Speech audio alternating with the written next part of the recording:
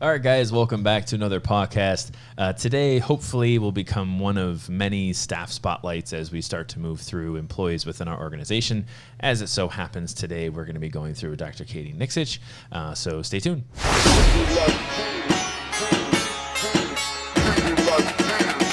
Welcome to the PAWCast.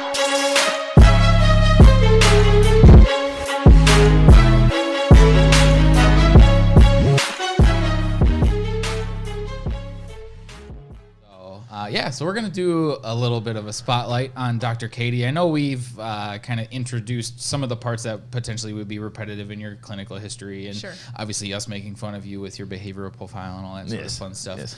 But just wanted to kind of give everyone a little bit of a glimpse into basically how you got to this point and kind of why you stick around besides the thing on your left hand. Right. Yeah, right. Responsibilities. Right. Responsibilities. Because, I mean, it's not always the case though, because you did get married and work at another clinic, but we'll get to that point. Yeah. So, I think the whole thing's perspective, right? Right. So I mean, people hear a lot of what Ben and I say, and it's, again, of course, Katie's part of the leadership team, so, we have meetings every 2 to 4 weeks. So I mean, we've been on the same page for quite some time. But I think when we were down at Michigan State, I was just gonna say that is that we were down at Michigan State, and at the awards gala, it was like you basically said on stage, it was like I kind of just threw a rock at you, and it's like we need to do this, so it's. A little bit on that perspective where, Ben and I, primarily just me, make things sound great all the time. But here we go. At least the first several episodes I didn't, because I think talking about problems within the profession, a lot of that actually, while I did most of the dialogue on that in the first several episodes, it was really sort of shared conflict that both you and I had within the profession. And I think now that we're kind of at a part in the podcast where we're talking about culture, talent, and then corresponding to that core values, and now we're calling our education system, we're kind of at, I don't want to say an impasse, but we're a little bit of a crossroads, to say we are sort of, from a podcast standpoint, we're starting to get outside of what we would see within our education system, because we pretty much fleshed that out. And now we're going to be kind of making that transition over into tackling, at least theoretically in some process, the actual service bubble. And, I mean, culture and service both touch on public relations and, of course, what we have listed as process. But I think, a kind of readjustment or a focus back on to the perspective of kind of what these major problems are if we're transitioning from culture and core values. It's, not a complete recap of where we are and here we are, but where we were, here we are. Now it's just a matter of how did your roles play into a lot of that? Well, yeah, and if you look at the transition from the right side of the industry overview to the left side, it's not to say that all of us weren't involved in the development of the right side, right? But it's the senator, right, is more of the cultural type guy, is the why guy, and then in clinic and practice that we have when it comes to process. Most of the time we look towards you. Right. We look towards how do we do this well, right? What am I supposed to do? And then from a public relations standpoint, you handled that for years. Yeah. So it is actually a good kind of a bridge over to the other side. So we're going to do our best. It's really difficult because we're used to just talking at each other. Yes. We're going to do our best to be quiet. I will try to talk as much. I will. Which has already happened for the first 5 minutes. I mean, there's that. It's okay. We're going to do a spotlight on Katie, then just actually railroad the hell out of it. I did actually feel a little bad about that because I was listening to episode 17, and it was like we had Annie on as kind of like our highlight for, that episode. And it's like, let's just talk over her. Annie, what do you think? And then it's like 4 sentences. Let's talk for 20 minutes. Yeah, well, it's you got to avoid that dead air. Right. So yeah, sure. Basically, we can start wherever you wish, but I know that there are a lot of people out there that would be curious. Essentially, what was the synopsis of the road that got you to this point? Oof. I don't know how far back you want to go. I mean, right. Well, I guess it would depend on to this point. I mean, there was a lot of, from schooling to just workplace, different workplaces, and then to eventually deciding to purchased our own clinic, and here we are. But sure, I'll go back. Is it the prototypical, like, I loved animals? No, I am the antithesis of every veterinarian. That Okay. is, yeah. Yeah, cliche. Yeah. Yeah. I actually grew up on a hobby farm, and the last thing I wanted to do was like live in the country and be a veterinarian. I wanted to be, I knew I was going to go into something science. At one point it was, a medical doctor, an MD. I was sitting in they called them freshman seminars, my first year in undergrad. And basically it was to explore different career paths within the different sciences. Yeah. And 80% of the students there raised their hands that they were pre-med. And I was just like, I'm not going to school with you people for the next 8 years. It's not happening. Nice. So I took that seminar for all it was worth and actually kind of paid attention to different careers. And even though, and I thought, and that's when I actually toured the small animal hospital and the large animal hospital at the University of Minnesota, and got a much different perspective on veterinary medicine. I would say my primary interests were research more than anything. Okay. In undergrad. And then once my fourth year of undergrad, I actually had teamed up. My undergraduate research mentor was one of the large animal surgeons at the vet school. Okay. And so even applying to vet school, clinical research was really my interest. And you got a biology undergrad. Yes. So it was definitely could have gone heavy white lab coat. Let's solve some science problems. Right. Let's do some science. Let's do some science, guys. Yes. All right. So then at some point you were like, all right, I guess I'll go be a Spartan now. Mostly for in-state tuition. Oh, there's that. Yeah. I mean, it was like, Yep. Yeah. So in-state tuition brought me to Michigan State. Yeah. But honestly, though, I mean, I think that's a driving force for a lot of veterinary students, especially in today's world. Yep. Like, I actually, to even give that advice to, say, an undergraduate or even a high school student who's interested in the veterinary profession, it's like you have to go in-state. Yeah. I mean, unless we get to a point that there's a significant reduction in higher education expense, there really isn't a reclaimable debt load in most of the jobs that you're going to be able to get in our country. And I'm not just saying in the veterinary profession as a whole, but it's, even into, some liberal arts degrees and some of those other ones, it's like it's becoming more and more difficult. And it's not a platform, of course, to discuss why or the potential solutions to that. But, again, that level to make the decision making. Yeah, exactly. Right. Yeah, it's the reality. It was because Michigan State was not the only vet school I got into. I mean, it was the deciding factor.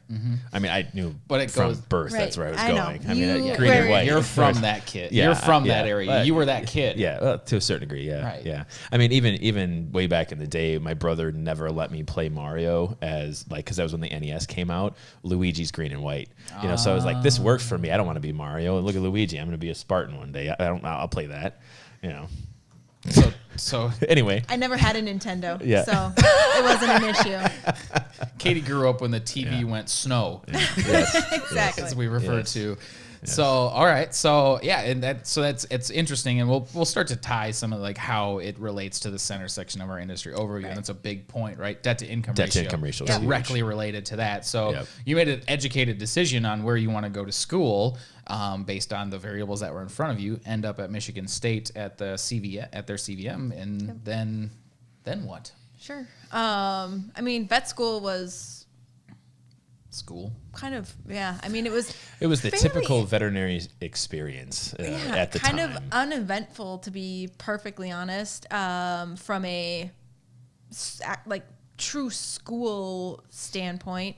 But I had some unique opportunities that I really feel helped to shape some of my interests. And Ben, you had mentioned one of them. So I was selected from Michigan State to do a week-long foreign animal disease training at Plum Island.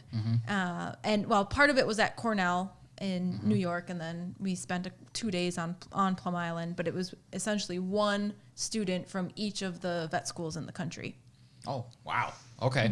I didn't realize it was one from each. So you had that context. Plum Island is a landmass off of New York State, correct? Yeah. In the Atlantic Ocean. Yeah. That was a Pacific. Or No, Atlantic. Sorry. Yep, that's all right. Yep. Geography. I'm like, Gotcha. "Ooh, wait a minute. Veterinarians. Yeah. No. So that it was, and then what happened? Because it's not open anymore, correct? Right. So what happened at Plum Island? Yeah, so that's where they did all of the foreign animal disease research and some of the testing. And so while we were there, we actually got to see animals infected with diseases that currently do not exist in the United States. Okay. So things like heartwater in sheep, foot and mouth disease in a couple different species. Yeah. Interesting. At that point, high path avian influenza hadn't made it to the U.S., so we saw that. But that's crazy. yeah. And then oddly enough, after that trip, Stop it. And somebody didn't wash their hands. that facility run by the CDC. No, that's a USDA, but then USDA. Okay. getting out there, it was through Homeland Security. Homeland Security actually was in charge of like all the ferries. They washed your hands for you, basically. No, it is that type of laboratory is what they call a shower in, shower out. Yeah. Right. And so you go into a locker room, disrobe completely, go into another room where you get your clean clothes and put all clean clothes on. And we're talking, underwear and everything. Yep. And then in between those two spots, they have just a guy with a fire hose. Then when you're done, it is, completely disrobe, shower. I wore glasses at the time, so the glasses had to go into like a cleaning solution while you showered. Yeah. And then you made your way back to the locker room where your clothes. Right. Where you're back out into the dry real clothes. world. Right. Because it was a completely sterile. I mean, we talk about sometimes about like maintaining a sterile field. Right. Like that is the sterile field. The island. Right. Which is now that facility moved to central Iowa, I believe you it's said. Middle of the I mean, country. Middle of the landmass. Yep. It's the Midwest. There's not that many people around. Right. So that was a part of veterinary school. Yes, that was Okay. one during a break, I think. Yeah. I can't remember if it was between first and second or second. Must have been between first and second year. So you had that. You had the mentorship experience, different from Dr. Riolo. Yeah. So we did get, I believe it was an email, and they had Katie's first email in college. Right. Yes. Yes. You make the jokes for yourself. I just know. reiterate them. By this time, I'm on to my second actual email address It's pretty good. because I had my undergrad one, and then I got a new one in vet school. All right. So we're on number 2. Yep. Talking about the mentorship program, and they basically paired you with alumni of CVM. And so I got actually probably the ideal partner because he, Dr. Larry Judge, he had worked in mixed animal, predominantly large animal, and then had gone on to get to go into epidemiology. And so he, I kind of got to see a little bit of his current work, but then he would take me to the practice that he had practiced at and show me some of the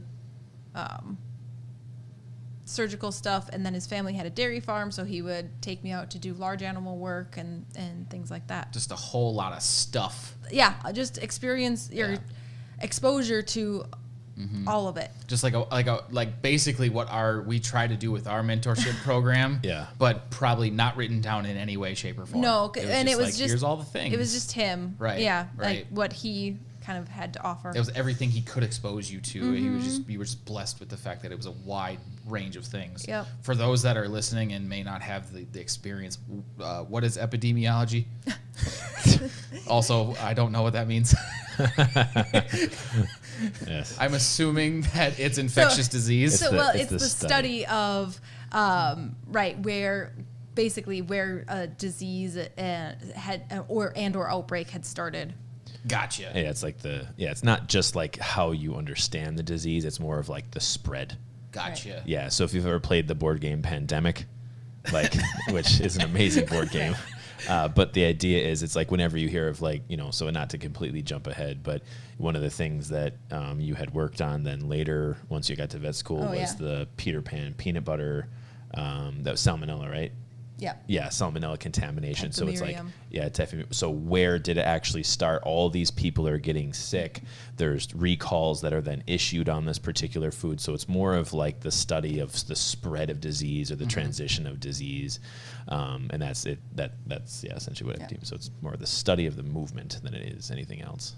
But also understanding the movement, you do have to understand the organism and the hosts and in what environments the organism does well in and what environments does it not do well in, on and on. A lot of stats. So Yeah. so you have, and I think that was one of the things, at least for me personally, that was off-putting from public health and epidemiology was like, don't get me wrong, I like math, but I would have struggled significantly in that being like the basis, of a lot of it. So I don't want to say it's theoretical math, but there's at least a really strong statistic component to it. Yep. And so again, tying it to the center though, right? Yep. We go into where is it? It's near. It's got to do with our at-risk households and failure of population control, right? Yep. Right. We'll get to it. Yep. But that's a big influence on that portion. Right. So all right, so. I heard large animal epidemiology. Like you had this big widespread experience in 3 years of vet school, 4 years. It's a 4-year curriculum, but it would have Yeah. been the first couple. Yeah. Honestly, those Because once you get past year 2. things were really mostly in the first 2.5 years. So you're just slamming in all the experience. Yeah. whilst But you in the were middle of also school. doing research in that time. Well, I did, but that was just the one summer, and it was bad. All the mice died, and then the research project was over. Hey, So. sometimes it's about what you know that doesn't work. Right. Yeah, it was. But yeah, I guess, and then the last part was volunteering for, like spay neuter, big spay neuter weekends and even trips. So took one trip out west to spay and neuter, and this was cats and dogs in an underserved area, and the trip to Montserrat. That was 4th year. So going to Montserrat, which is an island in the West Indies. Thank you. Volcanic island in the West Indies. Interesting. And that trip was one small animal clinician, one large animal clinician, and a certified veterinary technician or veterinary nurse, and 7 vet students. We were in our clinics, our clinical year, and we did spays and neuters and vaccines, and also went in and out and did dewormings and some like horse. I think I didn't get to do any horse neuters, but I think they did 1 or 2 out in the field as well. So, like all of the wellness Or castrations. stuff that we talk about Yes. in a foreign land, Right. and you're in just high volume. Yep. So Yes. it's like, hey, Yep. I got to figure this out. Problem Well, and solve they a little didn't. bit. There really at that point wasn't a veterinarian like on the island. Oh, and how many people So roughly live there? At that point, about 3,000 to 3,500. Okay. In the early 90s, the volcano like exploded, basically knocking out the more prosperous part of the island. And so I believe it was about 2/3 of the population just left and never came back. Interesting. But it continued to be a vacation spot for some wealthy people, which is how we ended up there. Yeah. And yeah, but then, so really very big differences between these like very beautiful vacation homes that we would, and one that we actually got to stay in. And then as we drove through Montserrat and the kind of tin buildings that people lived in. Right. Like if you drive through Mexico now, as soon as you hit the beach, it's amazing. Right. But everything in the center is kind of rotten. Not beachfront. Right. Yeah. Well, and I think, to kind of look at those kind of big type experiences. Yeah. I mean, we start to It's say a lot of stuff. It's a lot of stuff. Yeah. I had a college experience too. Right. I didn't do anything near Close any to of that. those things. I showed up and left. Yeah. Yes. Yeah. But when we look at saying, our experiences kind of shape who we are. I mean, we kind of took it the one step further and saying like, okay, we did these things as very inexperienced individuals. Right. One vet, one nurse, and then a bunch of, veterinary students effectively were doing a huge portion of this job. That's when we start again to kind of get into the process side, because again, this is kind of transitioning us over to give context to that. It's like, look at the stuff we're doing from a shelter engagement standpoint, to then also pull that process into actually in-house management to say, no, we really do have to start to serve our failure of population control.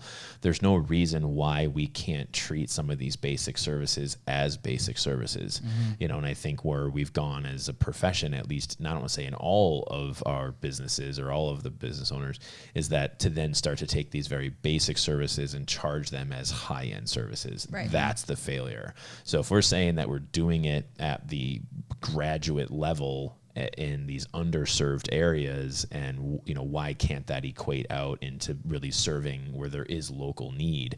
And I think that's the perspective that those types of trips give, is it's like, man, like if we can, we talk about vaccine clinics, or you talk about low cost spay neuters and so on and so forth. It's like, charge enough to keep the lights on, and really do a better job at serving the community as a whole. And I think that's, again, when we start to talk about what we have done, from fixing ourselves to, stepping out of ourselves, to step out of the exam room, to step out of the clinic and step into the community. It's these types of thoughts, is that we have these experiences to show us we really do have a skill set that very few people have, and we should be using that power to help the community as a whole. And the we being veterinarians. Sure. Yes. Yeah. And nurses. But I think, right. Yeah. And not just you two. No, not just us two. Right. Yes. Our profession as a whole has these. Right. And I think even to that end, breaking it out into, of course, all the people within our support staff that help sort of the machine run, is valuing all of that, but understanding that we're serving the greater good in doing so. Right. What is it? That's the 30,000 foot view, right? Yes. Like, understand the way that you fit into the system. Exactly. The way that you tend to think all the time. Yes. Yes. Yeah. And it's kind of hearing Katie talk about these experiences. I mean, those are all the things that run through my mind. I'm like, oh, well, of course, to me, it's just instinctive. Like, oh, we had these, 3-week experiences or whatever else. And I shouldn't even say we. I don't think I ever engaged one of those, aside from I had a 3-week stint at a humane society where all we did was just spay neuter. Kind of the same idea, of course, to serve the community. But yeah, that's the stuff that runs through my mind. Is it's like it's the foundation of public service, essentially. Right. And even if you're doing it on the private scale, where it's like, oh, in my clinic I am doing these services, is you still are serving the community as a whole, as long as you have an affordable and an available service. And that goes directly towards what we're going to probably finish the conversation with, right? Is the center of our core values and how this all kind of works together. So you go through a whole lot of cool stuff. Well, yeah, I was doing all of that cool stuff, but to be perfectly honest, veterinary school, as a school, I became a bit disenfranchised, and so as a alternative to veterinary medicine, the summer between my second and third year of vet school, that was when I started my master's in public health, because Minnesota. I didn't realize those overlapped. Yeah. I knew you had an MPH. I did them Dual at the enrollment. same. Yeah. Did them at the same time. Yeah. So it was a dual enrollment between, you could be going to vet school they were only part Minnesota. So Minnesota is where my master's of public health is through. But you had to be in certain veterinary partnered, school. it was certain partnered vet schools. And you could do both at the same time. So it was a dual degree program. And that was like internet school didn't really exist that much in that era. Right. It's now there's a lot more internet accessible, where I think some of the listeners may be like, oh, well, yeah, that's how a lot of things are. You can do a lot of stuff online, but that was not the case then. Right. To be attending full-time university at Michigan State to then complete a master's through 4-5 states away really was a little bit outside of the normal. For some of the coursework, you did have to do some of it in person. So when I say I started it, it was because I used that summer vacation to go to their, they have like a 3-week summer school basically. Yep. And did some in-person coursework. And then I took a vacation from when during my clinical year to align with those 3 weeks so that I could again go and take some in-person coursework, and then did some online work while I was still in vet school. And then the dual part, I did the epidemiology externship, which counted for credits to both my veterinary degree and my public health at the CDC. So that's where my work with the CDC. Gotcha. I spent 6 or 7 weeks there. So, all right. So you're disenfranchised by veterinary school. Common problem, I would assume. It's like the first exposure to the hurricane, right? Yep. Why did you pick public health? Well, I think it was the research. So my interest in research. Yeah. There's opportunity Right. with that. Yeah, when you one of the rotations I took in veterinary school, his last name Dr. Bartlett, I think was his name. Yeah. He had this 3-week stint where it was called government and corporate practice. Okay. And so it was like on one hand you have private practice, which is your traditional veterinarian, but corporate and public practice was the entire other half of the profession. So to be a strong contender in the other half of the profession, now we're talking USDA, FDA, CDC. I mean, what was it? It's like most of the jobs in public health that is that. I'm trying to, because it's been years since I've thought about this statistic, but it was basically like, is it FDA jobs where like 90, or is it USDA jobs where like 90% of the jobs aren't even filled by veterinarians, but could be. Right. There's such a huge demand in public practice that people don't even know. So we're talking slaughterhouse inspections to a lot of this really should be done by a veterinarian. It's to, have your DVM and then also have masters in public health on top of it. You're a really strong contender in public health and in the public side. So it's the other half. So you may have where like the government and corporate practice, okay, fine, your traditional government and corporate practice job may end up being like, oh, I'm a research vet at the time it was Pfizer, now it's Zoetis. It's like, I'm going to be a research vet at this corporation. So that's kind of where it was like, you can kind of track into that direction. So saying, well, I don't really have much interest in private practice, but I'm, between the research and everything else to move into the public side to have the masters, it's like, well, now you're even that much higher, I should say, that much more sought after. Valuable. Yeah, Well, increasing value. And that was the beginning of the One Health movement. So the veterinary medicine and human medicine coming together just to say that when we look at medicine, it's not necessarily veterinary medicine over on the left-hand side and human medicine over on the right-hand side, because 75% of emerging infectious diseases are zoonotic, which means that they can be passed, from animals to humans. And so, and very often, animals are the sentinels for those diseases. Probably the best example of that is West Nile virus that hit the United States in 1999. Yeah, and it was actually late 90s. it was actually a veterinarian at a zoo in New York that recognized that there were more birds dying than normal and got it tested and realized that West Nile virus was then in the U.S. And then it spread across the U.S. And I actually was working on barn crew at the large animal hospital in Minnesota in undergrad as that virus was kind of sweeping from East Coast to West Coast, and saw a couple of horses hospitalized, neurologic cases. Crazy. Mm-hmm. Yeah, I remember when we were in veterinary school, that was like always a rule out between Triple E and West Eastern, Nile. yeah. Eastern equine encephalitis. Yes.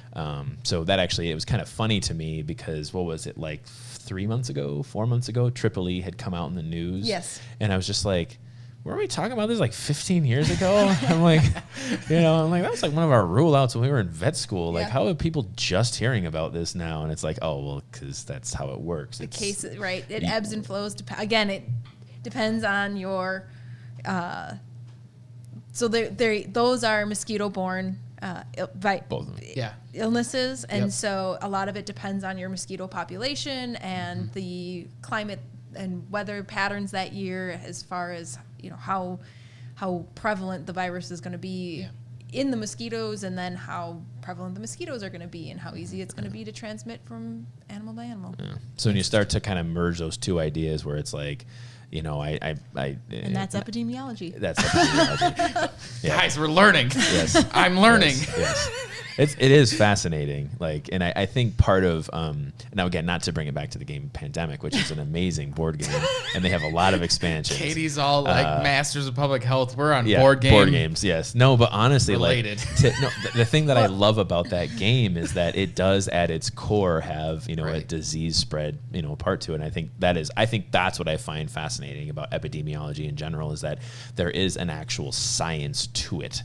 Like, it's testable, it's measurable. That to me, I think, is fascinating. In preparedness, so one of the things I was really interested in was disaster response preparedness. So part of disaster preparedness actually is our tabletop exercises, where it's almost like a script and a game, and everyone has to do their part, and and that's to help identify, okay, where are the holes? Where this is our plan. Where are the holes? Right. Yeah. It's D&D for avian flu. Yes. Right. I love precisely. it. Yes. I love it.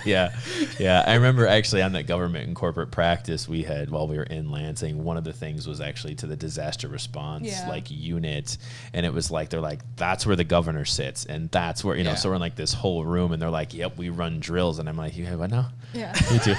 You do. Huh? Are we about to put armor on? Yeah. And swing swords? Right. Yeah. Who here is chaotic neutral? Yeah. Everyone. Yeah. Everyone's chaotic neutral. They just don't realize it. Yep. Anyway, moving on. So, anything else? I mean, you're talking a 4-year span where you're covering a lot of bases. Did you get the MPH at the same time that you graduated from veterinary school, or did that go after? So no, because I still had my first year in practice. Like your first year in practice. Yeah. I was one of 2 vets in a rural practice, mixed animal. So I was the sole doctor on every Monday. Well, and on call. First year out of school. And then I was on call, and then Thursdays were my day off. Yeah. But then I shared every other day, every other weekend on call. But it's the traditional young vet into an existing one doctor practice. So it's what we talk about, not necessarily from an antiquated business model standpoint, which is definitely an antiquated business model standpoint, but a part of it is like just getting tossed to the wolves, where it's like, okay, I need to hire myself a young vet, because when I hire myself a young vet, no problem, I will definitely show you the job, young vet. Come into my clinic, I'll show you the ropes. Sign on the dotted line. See you vacation. Right. It's like, I'm off to Hawaii for a month. Yeah, well, I meant I would train you when I came back in 3 months, because I just need a break time first. off. Yes, yeah, and I remember that was like, you're like. Oh well, yeah. What I started July, and really liked my first boss. She was nice, and I get it. She was exhausted because she had been working that 2-doctor practice by herself for years at that point. So it's not malicious. No, it's like I need a break. Yeah, right. Yeah, it's one of those no-fault situations. She came down to the Wisconsin Veterinary Conference. So I started July. Mm-hmm. She came down to Wisconsin Veterinary Conference, for that half week or whatever it was, leaving me just on my own. And then in January, she went down to the one in Florida. And they did take a family vacation, so I think they were gone like 10 days. Yeah. And you were running on call too. Oh yeah, it wasn't just the 8 to 5 day shift in it doing vaccines. It was something went south. I was fortunate. There was another solo large animal practitioner that I was able to call in case of an emergency. It's like a neighboring practice. Yeah. Kind of overlap territory kind of thing. I did have to call him once for a tough dystocia, but still, it was. I mean, you've now cited a few different things where it's like, all right, plop, right. Yep. You're in the middle of it. Figure it out, which can be obviously stressful, a little bit. I mean, you figured it out. You're still here. Yeah, I think that honestly speaks to our skill set in particular. And I think that's why we work so well together, is because it's stressful and it'll break you in half, but it's also kind of like, well, what else? Right. What are you going to do? And it's, I think to that end, that's what we try to bring forward when we bring our mentees in, to our organization, into the education system, and even our new employees. I think we had recently, I just gotten feedback from a staff person earlier this week, where in our in our education system, we have the 4 tiers. Tier 1 is the first 40 hours, and then the first 3 months is, basically the basic training. What she was saying was that she was like, you guys need to have more one-on-one training before these people start to do their job full-time, right? Mm-hmm. So for me, I'm like, no, I definitely appreciate that feedback, because if you need more training, you need more training. I was like, but you realize that in our profession, there's no training anywhere, for the most part, it's like, you're just going to start working here. And as you have problems, we're going to address those problems. It's kind of like, that's what we were trained on. Even for me, when I started my first ER job, it was like, you're it now. Right. At day one. And it's like, well, I mean, who, if I have problems, can I call? They're like, well, another vet will be here in the morning. So just keep get out there, kid. Yeah. So it's kind of the same thing with Katie. It's like, well, when I'm on call or boss is taking a trip, or what am I supposed to do? It's like, well, just get out there, kid. So that's where we kind of say, we want to be the last people to fall on our swords. A part of it is we've learned so much over the years, and we have so much to bring forward from so many different perspectives. It's that mentality exactly, where it's like, well, we're just going to have to figure it out. I mean, that even goes back to my first job in undergrad. I had a job at a small animal clinic in St. Paul as a veterinary assistant, and I worked every other weekend. And then they were not open 24 hours, so they closed at 8 p.m. every night, but they had hospitalized patients and they did boarding. Mm-hmm. And so I would go in and do all the treatments and feed all the animals and let them go out to go to the bathroom and all that stuff and clean up after them. And then I would sleep there. Mm-hmm. And in case there was a problem. Right. And I was supposed to have 40 hours of training before that first shift. And I pretty much went in on a Saturday, and then okay, we'll see you on Thursday. I was like, okay. No experience.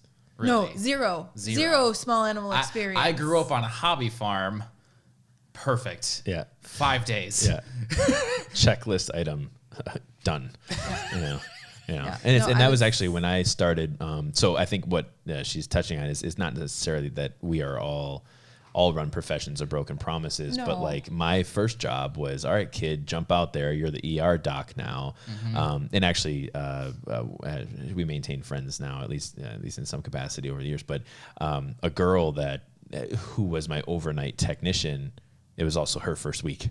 So it's like, it was like basically her and I after midnight. It's like, we're just gonna have to figure it out, and it's like, and it would still be one of those where, she wasn't too competent on the phones. Mm-hmm. And like at that time I was sold the idea of, oh, well, after midnight, just go to sleep unless something comes in. So like some of those nights I would go to sleep because there wasn't any patients in house or anything. And she'd be like kicking the bed, like, wake up, I got a question. I'm like, I don't know.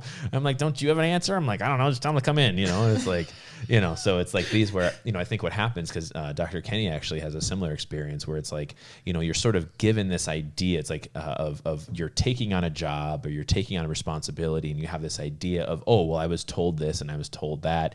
And then you start the job and it's like, well, we just needed to just sign the paper and start. So, right. I mean, yeah, we'll do that.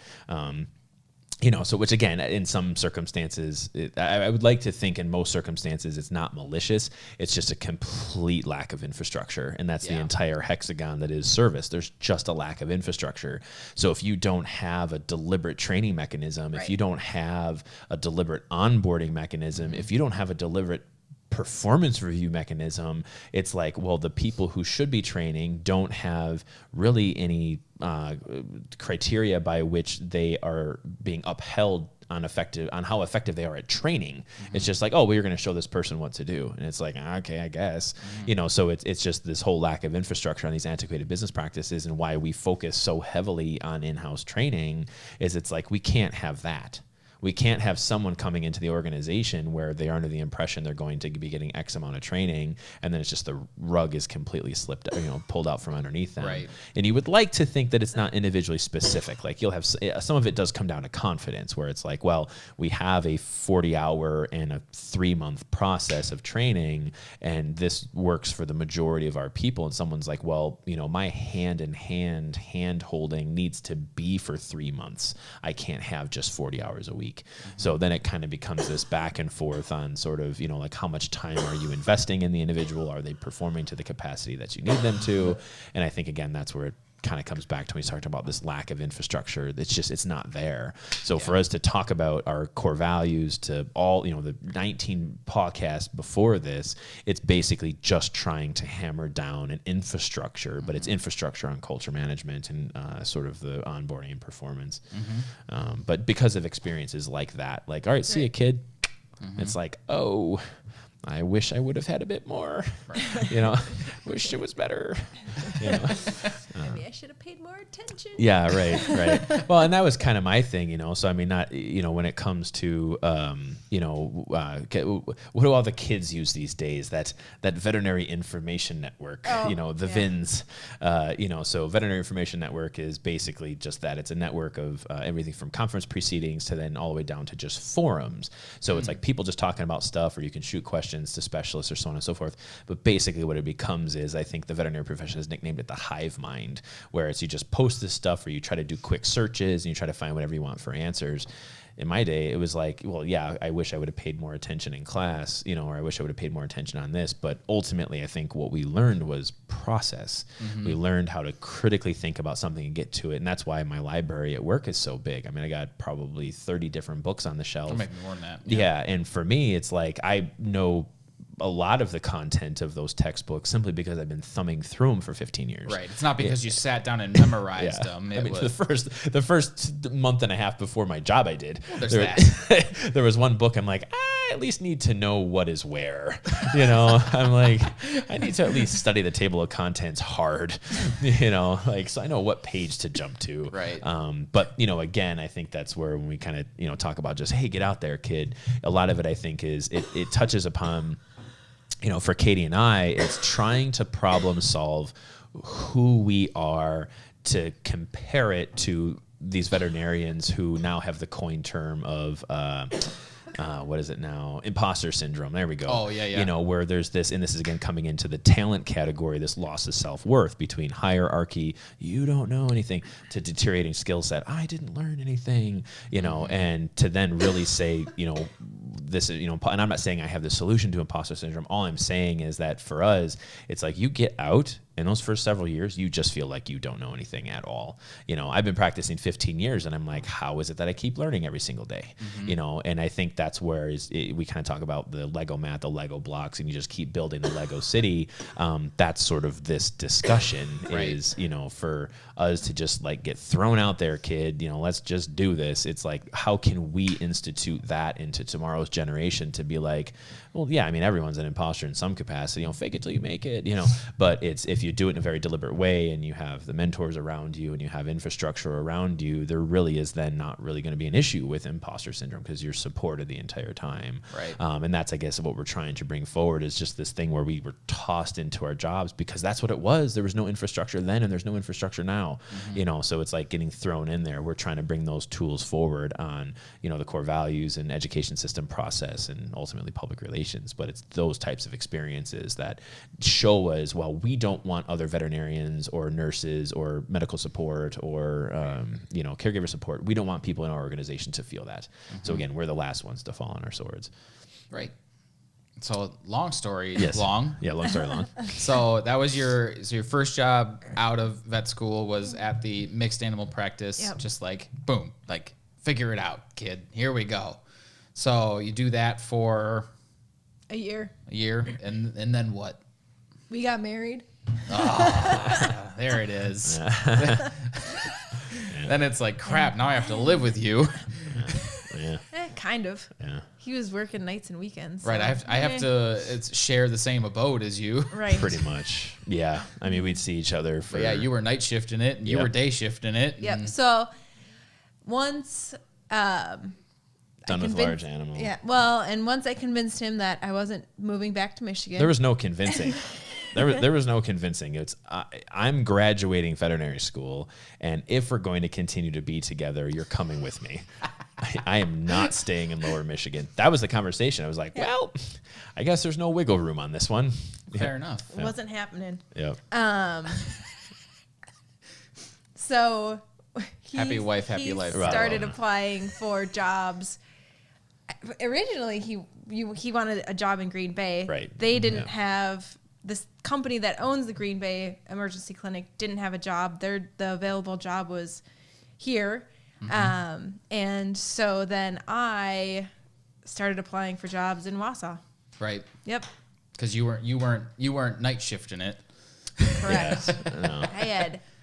I was pretty much done with the large animal thing.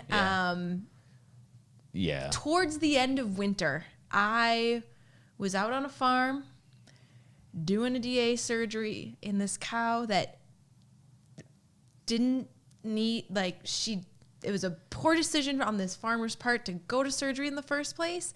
And then he didn't have any hot water, and it was in an empty pole barn, and I was literally so cold. I had a hard time suturing the cow closed. Yeah. And I told myself, I don't want to do this for 30 years. Right.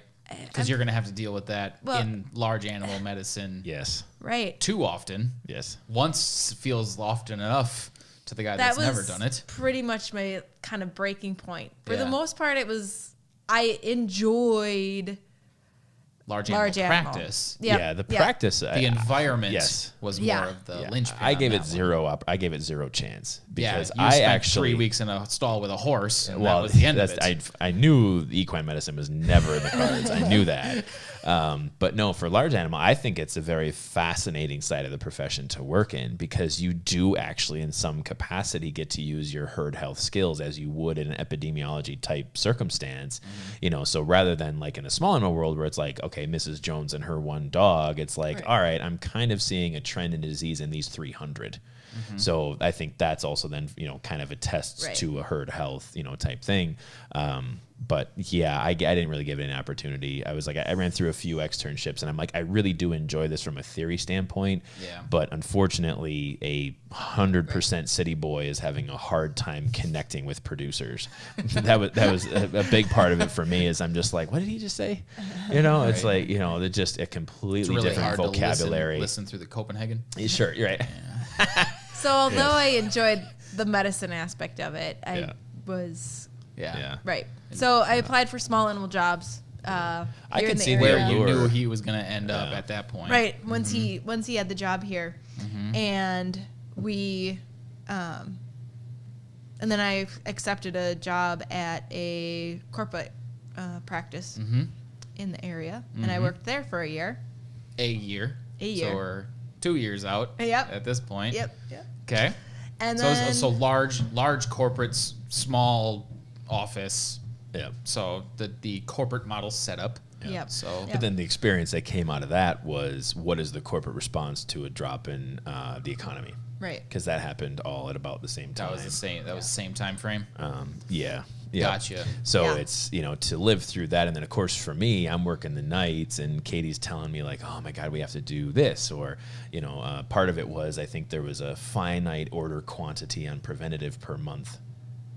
Right. Yeah. So it was just like inventory control, control. strict inventory Yeah. management, where it's Yep. just like you would go through half your month and run out your total allocated budget for preventative. So you would have to, because 1-800-PET meds, Chewy, none of that stuff existed then. 1-800-PET meds was just starting. I was gonna say It was just starting. It was fresh. Yeah. So it wasn't Because universally- Amazon wasn't even that big No. 10, 11 years ago. No. Like the whole e-commerce model is a new thing. Yep. So what I'm going to do is, while you guys are talking, I'm going to pause this for a second. Work has called us 5 times each. I think it's so- time to take that call. Yeah. Yeah. Duty calls. Yes. Yeah. So you work in that practice while the economy falls apart. Yes. So tell me, so you had some strict mandates. Like, what else did you see or I should say, what else was put in front of you? Probably the worst, and this is the worst part of that job, I would have to say, was the free first exam. Oh, I didn't know that was a thing. It was a thing. You Okay. could clip your coupon, Yeah. and you could come in for your free first exam. Right. And the economy, and the economy was terrible, so Yeah. no one had any money. Yeah. So, and I was the new vet who didn't have a solid client base established yet. So every new client that had their free first exam coupon got scheduled with me. Right. Yeah. Cut your teeth, kid. And so I would do the exam, so I would go through all of that work, and they would have no additional funds for any tests, and most of the time not even for even if it was just a cat with an upper respiratory infection Right. that needed some eye ointment. Couldn't even afford the eye Nothing. ointment. The Nothing. wallet was empty. It had the coupon in it. Right. And that was it. And so that was hard. And then the other part of it was I worked 4/10s, which was fine. Four-day, right? Again, because of the economy, I would get there and I'd start my shift. Most of my shifts were 8 to 6. I would see a couple appointments in the morning. I would literally sit there and read journal articles, books, whatever, for several hours during the middle of the day. And then the after work crowd would start calling, and I would get a 5 o'clock and a 5:15 and a 5:30 and have to I was pretty much sitting doing nothing a majority of my day, and then staying late at work and not getting home until after 7 or Right. 8 o'clock at night. So that 10-hour shift became a 12-hour day, but not a very productive 12-hour day. Right. And I actually, when I resigned, I was offered, well, if you would like to work part-time hours, a lot of our veterinarians work part-time hours, so they only have to work a 40-hour work week. That was just expected. Oh, okay. Interesting. So your They offer was a 40-hour work week with the expectation of it being a 48 to 52. Whatever. In 4 days. And so it wasn't, and they, maybe it was a misunderstanding as far as me saying because if I would have been busy, if I would have been seeing patients Right. for 10 hours and then having to like finish up my day for an hour, that I don't have too much of a problem with. Like, that's a busy and productive day. Right. To sit around and you couldn't leave the clinic. Like, you are at work. Yeah. So, that was real tough. You sit around and wait. Yeah. Like, hurry up and wait. Isn't that how that goes? Oh, yeah. Yes. So that lasted a year. That lasted a year, and I was out. Yeah. Which I wouldn't have made it that long. I can tell you that much. So then what? Well, she likes to hold up contract though. You know, it's like Are they 1-year contracts? Yeah. most of the time. So that's Typically. So gotcha. it's holding So up your end of the bargain. Yeah. Yeah. You didn't bust anybody with it. Yeah. Right. It's just all right. I'm done. And then I actually did apply for a job with the health department here, trying to get an out for that job, and didn't get the job. And so then I ended up getting a job at another but privately owned small animal clinic in the area. So when we look at the two Outside of my non-compete, thank you very much. Yep. whoop whoop. Yep. So we talk about the previous two business models. Yes, it's the two big ones. We are the third. Right. Yeah. So Yes. you were Yes. just Tradition. right knees deep in the other two. Yeah. Yeah. So what was different about that one? Yeah. Tradition. Tradition. Corporate tradition. Essentially. Yeah. Yeah. Mm-hmm. So it's And- it's a little bit more of what you refer to, or what we in the past in podcasts have referred to as like these monument type practices. Right. Yeah. You know, where the idea being that, or at least our idea as business owners is basically, you know, we have the new shoulders on which the future stands. You know, coming from Isaac Newton, you know, saying if I've seen further, it's only because I've stood on the shoulders of giants. So it's, you know, one of these traditional practices that were trendsetters, right? So in the era when this type of practice was started, small animal medicine was on the upswing. Yeah. Right. So this Yep. would have been into the 80s, you know, 90s, that kind of thing. So yeah, it was a privately owned. This was a multi-doctor small animal clinic. Like I said, privately owned, and I mean, it was certainly an improvement from the kind of corporate structure. There was more flexibility. Honestly, that's what kept me at that job for 6 years, was flexibility. Yeah. And Well, plain 'cause and simple. Simultaneously, you're starting family Yes. Yeah. in the Couple middle of years. those 6 years. Yeah. Yeah. I guess, Stella would come in the middle of it. But Yep. yeah, and that's kind of what we then, you know, what was taken away from that process was local influence. Right. You know, so in saying like, okay, if we as a profession have, you know, kind of a traditional clinic, and like the alternative is we're moving into a corporate mindset or a corporate style of medicine, it's how much realistic local influence do we have that's, you know, sort of off the books. You know, and saying like, I'm not saying break contracts and have loose contracts. I'm not saying that, but it's just sort of that humanization element and saying, well, I'm not so tied to policy. You know, a lot of it is giving people the latitude to function within the job, to make mistakes comfortably, and then grow from there. So that's, again, I think what we took away from it. But then, you know, to say, was it always a growth mindset? I think that was one of the hurdles that was very difficult, at least from the outsiders looking in, was maintaining a growth mindset. You know, and it's okay. I mean, like we said, you move west. You know, some people stay and build a town. Other people continue to move west. So it's, you know, if you are someone who is going to continue to move west, you don't have a great fit in staying to build the town. You know? Yeah, absolutely. And So if I that know growth anything about mindset. Katie, she's a problem solver too. Yes, very much a Differently problem from you and I. Yes. It's all about the implement. Yes. Get it done, right? Perfect So- word, implement. Yes. Yes. That I think was always a huge thing, is you were still always actively Right. problem solving Yep. in that role as much as you could. And I think what Katie and I have had happen to both of us is that I think we've always been very approachable. So a lot of people come to us with problems, and we typically have a solution, you know, and then I think one of the struggles was having solutions, but then having them not be implemented. Right.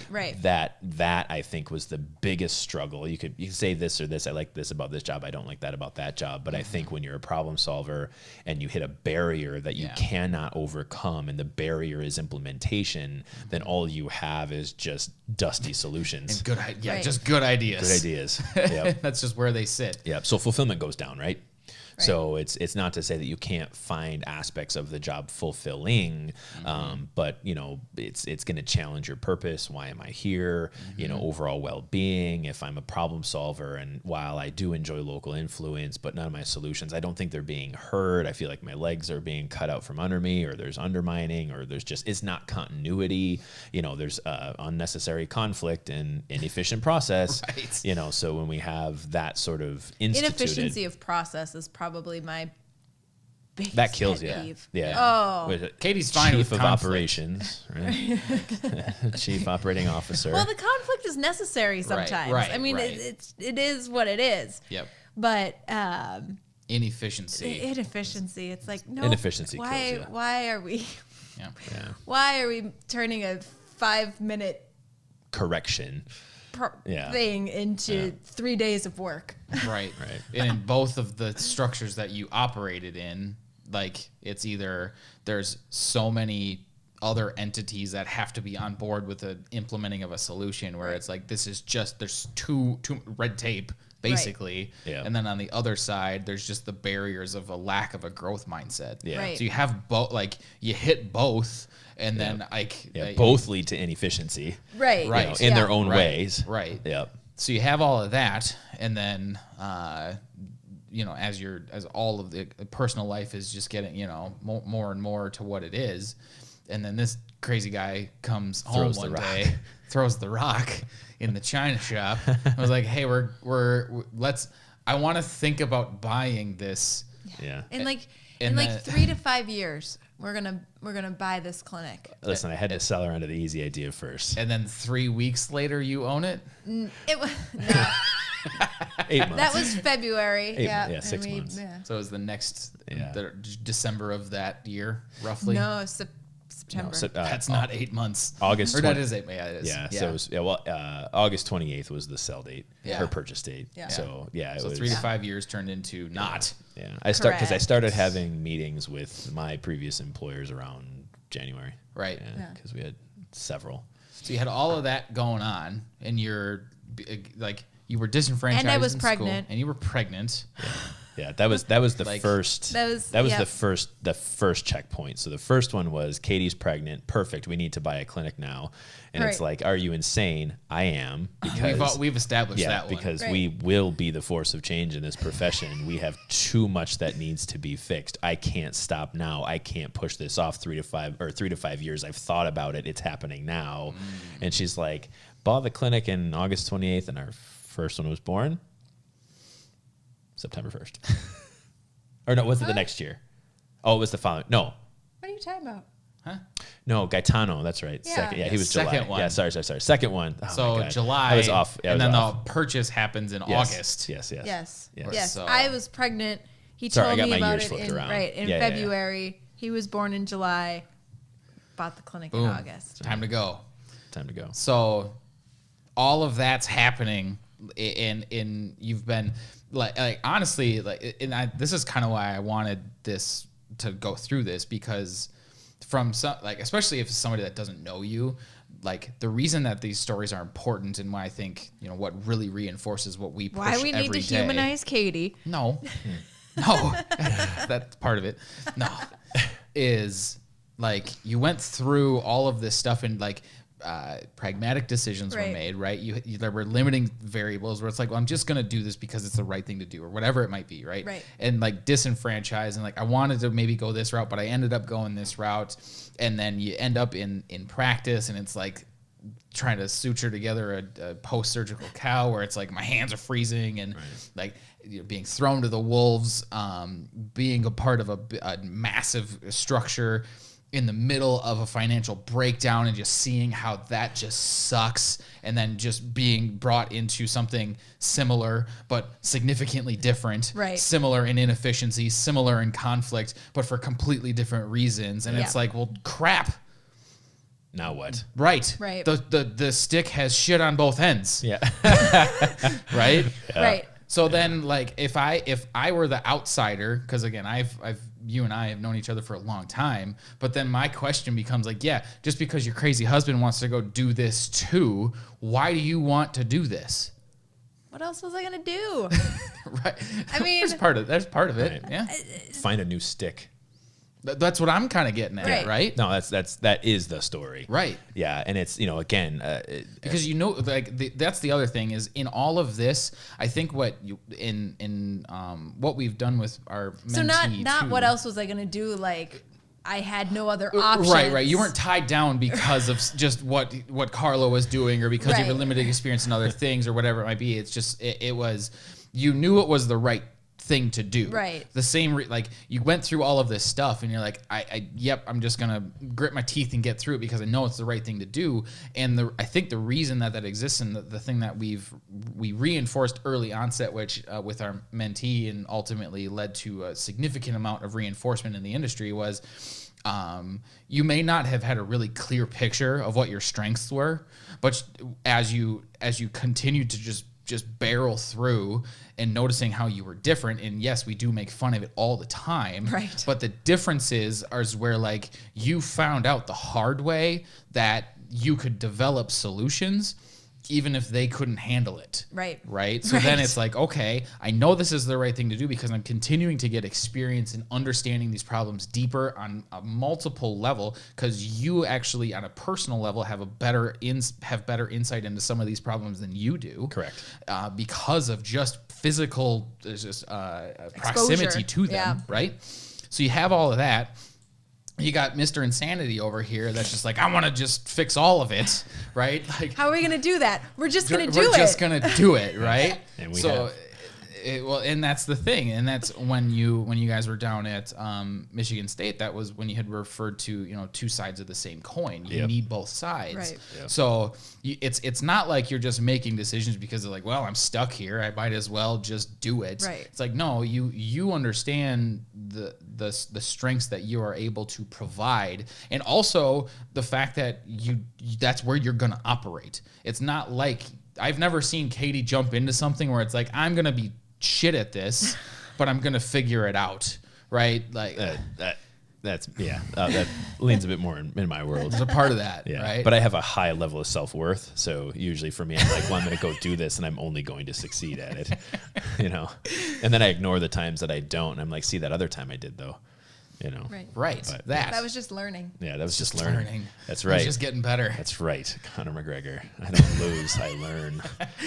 Oh, so I just wanted to circle that all the way around because it's an important thing, because you, as we have referred to in previous episodes for yourself, but it's the gift of having hindsight at this point, right? Yes. So if a kid's in school and is just like, man, like, this sucks. Like, I don't know why. Like, why am I here, right? And that ultimately comes down to the thing that I wanted to finish the conversation with is, why are you here? Is, I think you've always had, whether it was well defined or in your gut, a purpose of why you were here, right? And that turned itself into serve the patient, right. So absolutely, I think it was more the gut than ever as well defined as it is now. No, we've put process to it. Right. Yeah, and I think that's, again, for the advancements that we made in section 1, really, of this whole year. I think from a business standpoint, I mean, we've had advancements over the last few years, but no, I think the amount of clarity that we're bringing forward, not just for ourselves and saying like, oh, wow, these are actually attributes that most other people don't have, but we kind of mirror one another in what we do and don't have, and that just happens to work. I think that's what we've basically put into process. I love how you say it just happens to work. Yeah.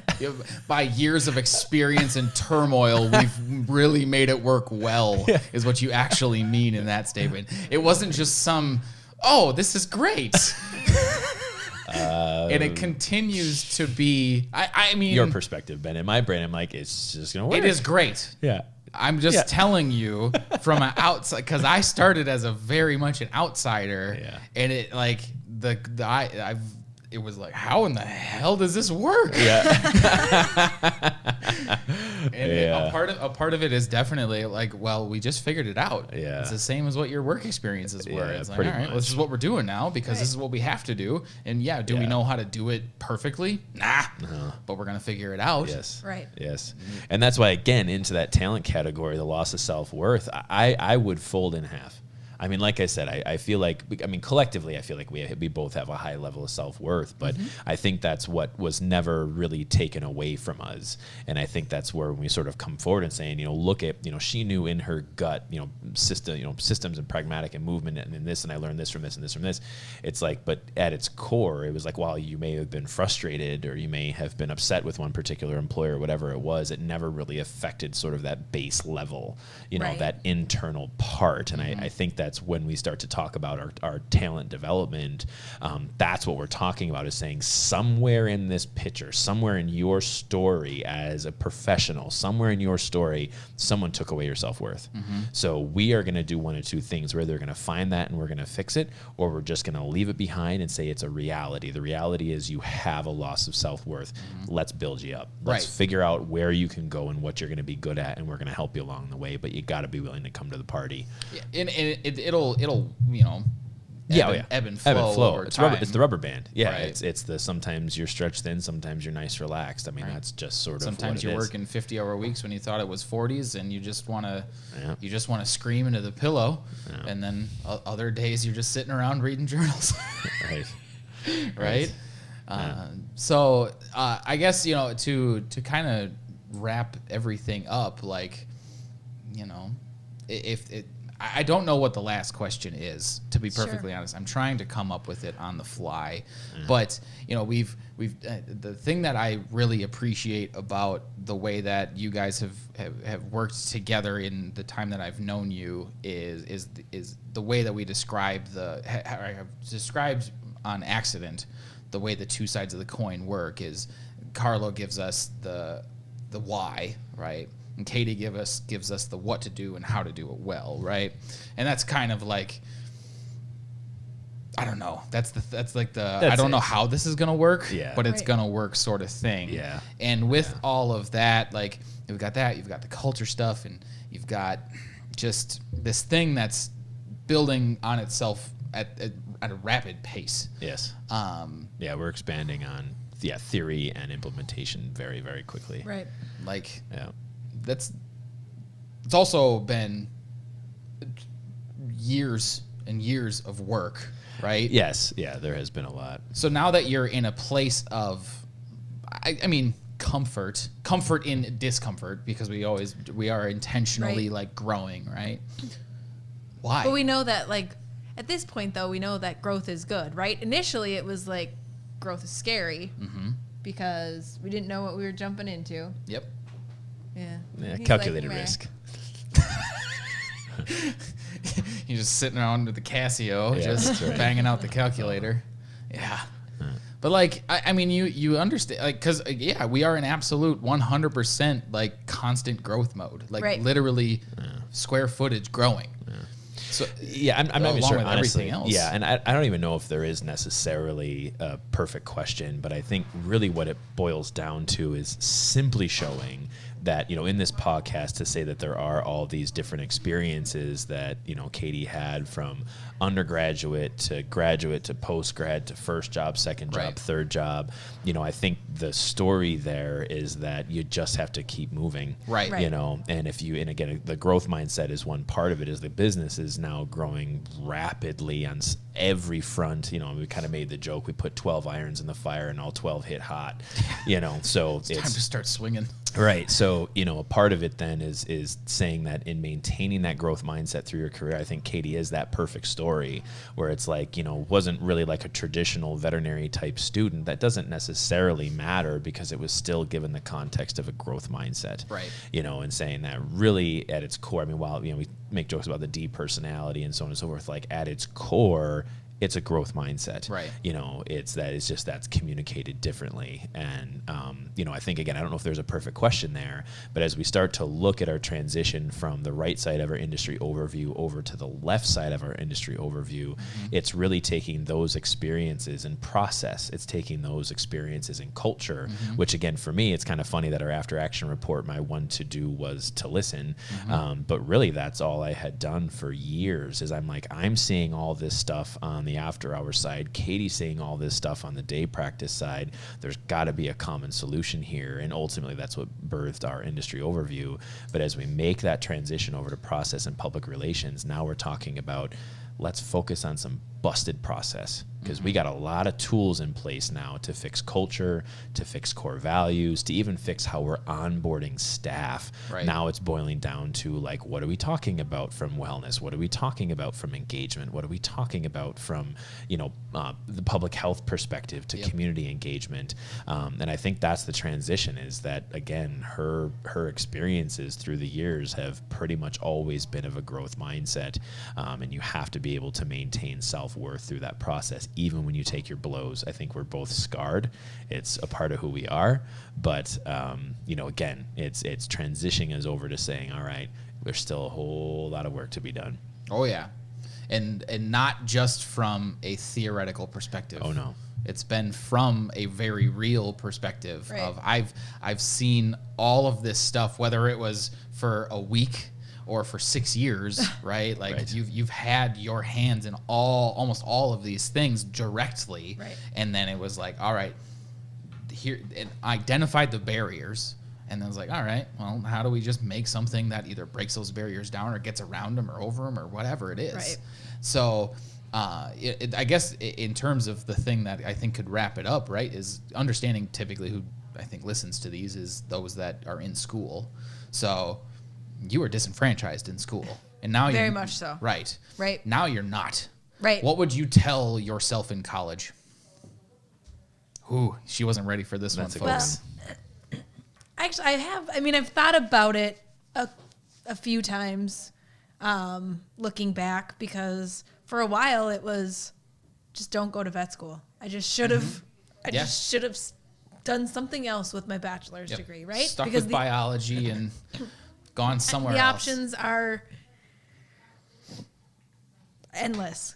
But now again, with hindsight being 2020, and looking where we're at, all of those experiences ultimately are what gave me the tools to be where we're at today. Right.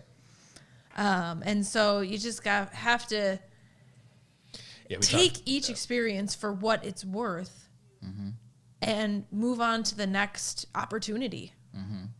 Yeah, don't get stuck. Right. Don't get stuck. That I think is where a lot of the, once you start to lose that self-worth and you start to lose your growth mindset, you get stuck.